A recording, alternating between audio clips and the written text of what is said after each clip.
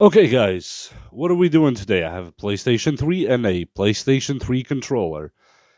Nope, we are not going to play on the PlayStation 3.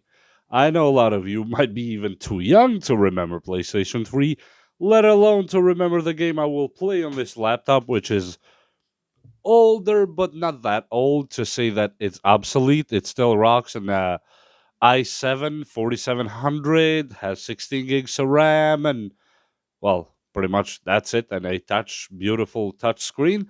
So, the point of this video, we will connect this controller to this laptop and actually play games with it.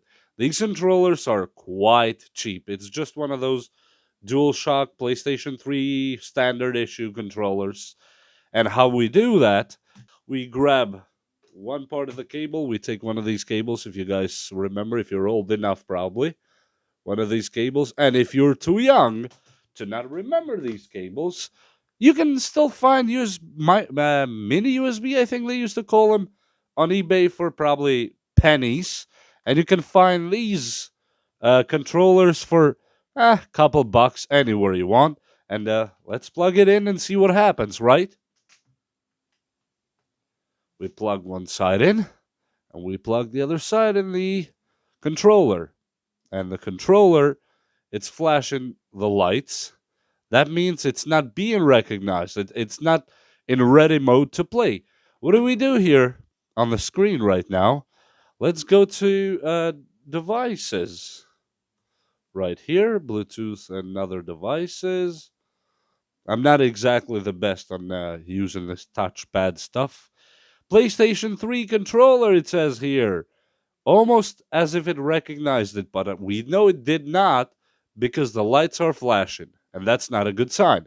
How do we fix that? The link to this piece of software, piece of code, will be on the description of this video.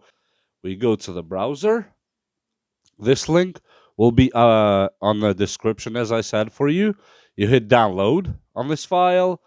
You download it wherever you want. I'm just gonna throw it on the desktop because this computer is for testing anyway. It's not really my main driver. So the file has been downloaded. We unzip it. I'm gonna unzip it here. Okay. Script server. You open that folder after you unzip it. We go to the bin. At the bin, we go to script driver. You see it here? Script driver. We click it, and it will ask us to install, and we click yes. And here now, be careful. You must click force install. You must check mark force install. Then you click install, and you wait for it. You hit install again, and it will install slowly all the necessary code to run it.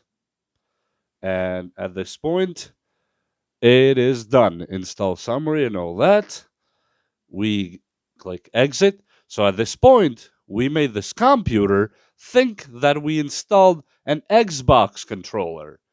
And that's very interesting and beautiful as well. Not all the time, but in some cases, if it doesn't work, in my experience, I never encountered this problem. But if yours doesn't work, before you start using your controller, you open script server, this server here, and you let it run on the background. In my uh, cases, I never needed to really use it. As you see here, I don't really need it. But if you need it, you can have it. In my case, I don't need it. Now, let's try a game. You are going to love what game I chose for today. Need for Speed Most Wanted. For you youngsters, this game might be a little bit way too old. Burke. I remember this like the back of my hand. Wow. Here we go. And as you see, if you click the PlayStation logo here, acts as if you click the logo on the Xbox because the computer thinks we're using an Xbox controller. Beautiful. And as you see, we clicked and it skipped on the game. Now, let's see if we can actually play with it. Just give it a second to open. Right click to continue. You can change. I'm using this the circle as an OK or the letter A that you have in other controllers. You can switch them inside the game and make this as your OK. I'm not gonna bother with it because I'm just testing it to show you that it actually works. And for very cheap, you can have a beautiful controller to play. And ergonomically, in my opinion, these are still built the best. I don't know. I just find the new PlayStation controllers and the new Xbox controllers a little bit too bulky and kind of not easy to use. Let me put it that way. Not very easy to use. And hopefully this video helped someone out there that maybe didn't have it very possible to buy a brand new Xbox remote. And it beautifully works. It works. I tested it on another computer, on GTA 5, on Blur, on all other games. Just perfect. And with that said, the link will be in the description for the script that we installed here, which was very easy, very small file. And subscribe and like if you wish so. If not, I still thank you for your time and I hope you learned something. See you next time. Bye!